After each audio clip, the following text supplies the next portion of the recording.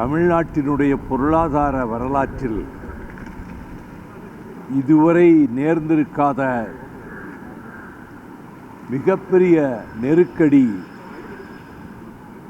அமெரிக்க ஏகாதிபத்திய அரசு நடத்தும் டொனால்டு ட்ரம்ப் அவர்கள் விதித்த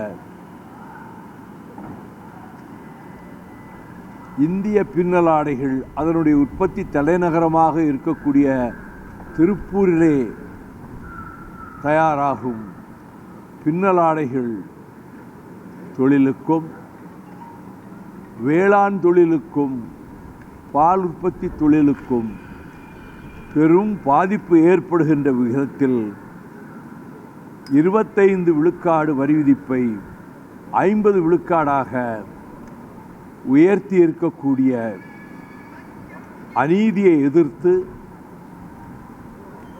அதை தடுத்து நிறுத்தி அதற்கு தேவையான மாற்று வழிகளை உருவாக்கி கொடுக்க வேண்டும் என்று இந்திய தலைமை அமைச்சர் மாண்புமிகு நரேந்திர மோடி அவர்களுக்கு தமிழகத்தினுடைய முதலமைச்சர் மாண்புமிகு சகோதரர் தளபதி ஸ்டாலின் அவர்கள் இன்னென்ன காரியங்களை செய்து பாதுகாக்க வேண்டும் என்று விடுத்த கோரிக்கையையும் இதுவரையிலும் அதில் எந்த கோரிக்கையும் நிறைவேற்றாமல் மத்திய அரசு இதில்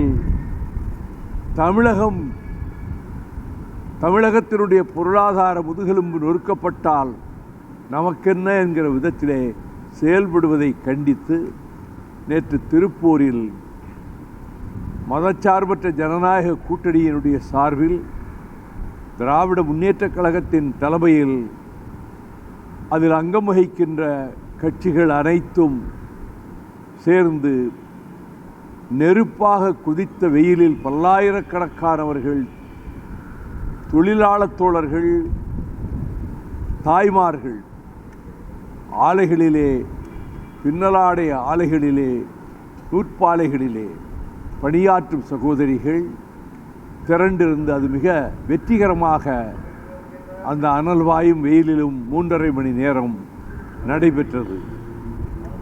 இப்படி டொனால்டு ட்ரம்ப் விதித்திருக்கின்ற வரி விதிப்பை கண்டித்து அது செல்லக்கூடியதல்ல என்று அமெரிக்க நாட்டினுடைய மேல்முறையீடு உச்சநீதிமன்றம் தீர்ப்பளித்திருக்கிறது. அதை பொருட்படுத்தவில்லை அவர். இது இந்தியாவினுடைய பொருளாதாரத்தில் குறிப்பாக பின்னலாடை தொழிலில் 30 விழுக்காடு திருப்பூரிலே இருந்து மட்டும் பின்னலாடைகள் தயாராகின்றன. ஆகவே மத்திய அரசு மோடி அரசு அமெரிக்க டாலருக்கு நிகரான ரூபாயினுடைய மதிப்பு 79-80 நெருங்கிவிட்டது. ரூபாய் அதல பாதாளத்துக்கு சென்று விட்டது. இது மிகப்பெரிய பாதிப்பை தமிழகத்துக்கு ஏற்படுத்தும். லட்சோப லட்சம் குடும்பங்களுக்கு ஏற்படுத்தும். அவர்கள் இந்திய சந்தையை அவர்கள் ஏற்றுமதியில் இந்திய சந்தையை அமெரிக்க நாட்டிலிருந்து வருகிற வேளாண் பொருள்களுக்கும் பால் பொருள்களுக்கும் திறந்துவிட வேண்டும் என்று அமெரிக்க அரசு கோரிக்கை வைத்திருக்கிறதை ஏற்கக்கூடியதும் அல்ல. இன்னும் அதைவிட மனதை மிகவும் காயப்படுத்துகிற அச்சுறுத்துகின்ற செயல் என்னவெனில் இந்திய நாட்டினுடைய ஜனநாயகத்தினுடைய ஆணிவேரையே அறுக்கிற விதத்தில் இந்திய அரசியல் சட்டத்தின் 130வது சட்ட திருத்தம் 2025 உள்துறை அமைச்சர் அமித்ஷா முன்வைத்திருக்கிறார். வாதம் என்றும் நடக்கவில்லை. ஆனால் அதை நிறைவேற்றி விடுவார்கள் என்றால் அதன்படி 30 நாட்கள் ஒரு முதலமைச்சரோ எந்த மாநில முதலமைச்சராக இருக்கலாம் அமைச்சர்களோ 30 நாட்கள் சிறையில் இருந்தாலே விசாரணை நடைபெறாமலே நீதிமன்றம் தீர்ப்பளிக்காமலே அவர்களுடைய பதவியை பறிக்கலாம் என்றுதான் இந்த மசோதாவை முன்வைத்திருக்கிறார்கள். உலகத்தில் எந்த ஜனநாயக நாட்டிலும் இப்படிப்பட்ட மிகவும் மோசமான ஒரு சட்டத்தை எவரும் முன்வைக்க துணிந்ததில்லை. இது எதிர்க்கட்சிகளை பழிவாங்குவதற்காக, அவர்களுக்கு எதிராக செயல்படுகிற முதலமைச்சர்களை, அமைச்சர்களை பதவி நீக்கம் செய்வதற்காக மத்திய அரசு கொண்டு வந்திருக்கக்கூடிய வரலாறு காணாத மோசடியாகும். அதை போலவே பீகார் மாநிலத்தில் 65 லட்சம் வாக்காளர்களை வாக்காளர் பதிவேட்டிலே இருந்து நீக்கியிருக்கிறார்கள். இது ஜனநாயகத்தினுடைய குரல் வலையை அறுப்பது போன்ற படுமோசமான செயலாகும். எதிர்க்கட்சிகளை பழிவாங்குவதற்காக மோடி அரசு முன்னெடுத்திருக்கக்கூடிய நடவடிக்கையாகும். இதுவும் இந்த நிலை மாற்றப்பட்டு நீக்கப்பட்டவர்கள் அத்தனை பேர் மீண்டும் வாக்காளர் பதிவேட்டிலே இடம்பெறுவதற்கான சூழல் உருவாக்கப்பட வேண்டும் என்பதையும், இந்த பின்னணியில் தமிழகத்தில் நல்லாட்சி நடத்தி வருகிற, திராவிட மாடல் ஆட்சி நடத்தி வருகிற திராவிட முன்னேற்றக் கழகத்தை